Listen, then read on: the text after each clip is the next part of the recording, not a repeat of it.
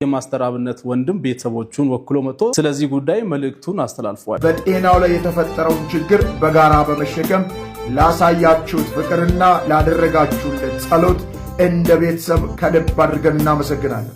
በዚህ ጊዜ ለማስተራብነት ከበደ ሕክምና ምንም አይነት የገንዘብ ድጋፍ እየተሰበሰበ እንዳልሆነ እንድታውቁ እያል አሁን እሱ የሚያስፈልገው ከደጋጎች የሚደረግለት ጸሎት ብቻ ነው። አሁንም ጸሎት ነው የሚያስፈልገን በሚል ቤተሰቡ እንዲሁም ራሱ ሲናገሩ ነበርና አሁን ከዚህ በኋላ ማሳያችሁ አንድ ቪዲዮ በጣም የመናደድ አይነት ሆት ቴምፐርድ የሆናችሁ ሰዎች ካላችሁ ቶሎ የምትናደዱ አይነት ሰዎች ካላችሁ ባታዩት ይመከራል። በጣም የሚያበሳጭ ቪዲዮ ላሳያችሁ ነው። የማሳያችሁም ለዚህ ነገር መልስ መስጠት ስለፈለኩኝ ነው። እኔ ራሴ መልስ መስጠት ስለፈለኩኝ ነውና ቪዲዮን አንዴ አይተን እንመለስ። ታምም ያለው ጸልዩልኝ አለ ማስተራብነት እንዴ ለምንድነው ማለት ሁላችሁም የእምነታችሁ ጸልዩልኝ ማለት ምን ማለት ነው? አንዱ ቢሲት አንድ አይሱትም ነው። ይኸውልህ አንተም የምትጸልየው ሌሎችም የሚጸልዩ ጩኸት እንጂ ምንም አይነት ውጤት አያመጣም። በጣም በጠና ከታመምክ ብር ከሌለህ ብር ስጡኝ ነው የሚባለው። ብር ካለህ ደግሞ ሂደህ መታከም ነው ያለብህ። በሽታ በሕክምና እንጂ በጸሎት አይደለም። ውሸት ነው። ማንም ድኖ አያውቅም። መጽሐፍ ውስጥም የተጻፈው ሆነ ነው እንጂ ማንም ያየ የሰማ የለም። ውሸት ነው። እንደዛ የሚባል ነገር የለም። በሽታ በአንድም በሌላ መንገድ ይመጣል። ስለዚህ ለዛ ደግሞ የሚሆን ሳይንስ በሽታም ምን አይነት በሽታ እንደሆነ የነገረን ሳይንስ ነው። ለዛም የሚሆን በሽታ ደግሞ የሚሆን መድኃኒት ሳይንስ አዘጋጅቷል። ስለዚህ አንድ ሰው ከታመመ ወደ ሕክምና ተቋም ነው እንጂ መሄድ አለበት። እኔ የምፈልገው ምንም እንድትጨነቁ አይደለም። የእናት አባቶች የተለያየ በየእምነታችሁ እንድትጸልዩልኝ ነው። ምን እና እንግዲህ ከዚህ በላይ መሄድ ያለብን አይመስለኝም። እዚህ ጋር አቁመን ስለ ጉዳዩ መነጋገር እንችላለን።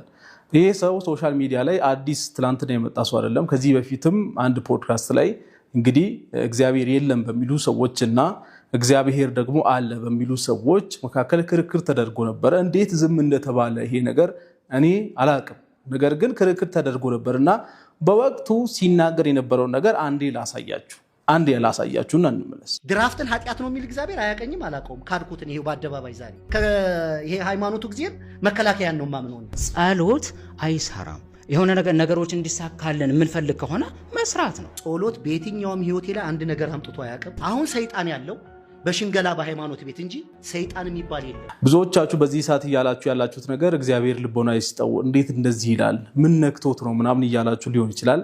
እኔ ምንም ነክቶት ይሁን ምን ስለዚህ ሰውዬ አሁን መናገር የምፈልገው ነገር እንደው መሰላችሁ፣ ቀጥታ ኤቲስት የሚባል ሃይማኖት አልባ የሆነ እግዚአብሔርም የለም የሚባልን ነገር የሚከተል ሰው በራሱ እንደፈለገው መሆን ይችላል።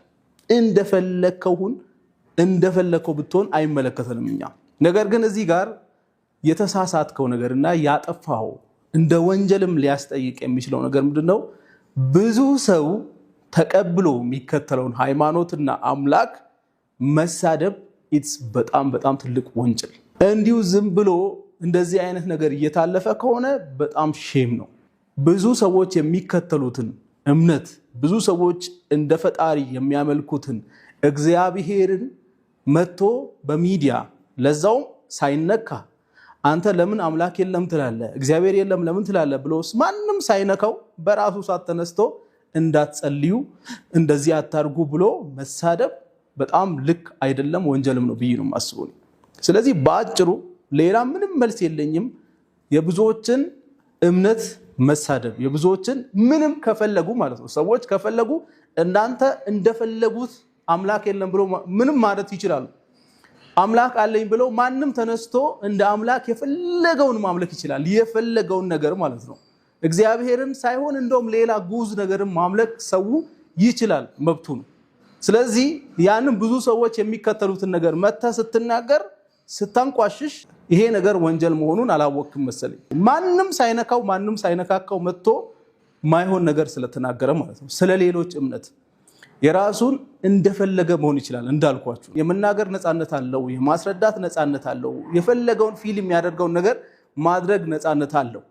እግዚአብሔርን ከፈለገ ያምልክ ከፈለገ አያምልክ የራሱ ጉዳይ ነው። ነገር ግን ሰዎችን መጥቶ እምነታቸውን አምላካቸውን እንደዚህ ማንቋሸሽ ወንጀል ነው ባጭሩ። ወንጀል ስለሆነ ይሄ ሰው በወንጀል እንዲጠየቅልን እንፈልጋለን። ይሄንን ሐሳብ ብትደግፉ ሰዎች ኮሜንት ላይ ሐሳባችሁን አስቀምጡ። እኔ ይሄንን ነው ልል የምችለው በዚህ ሰዓት።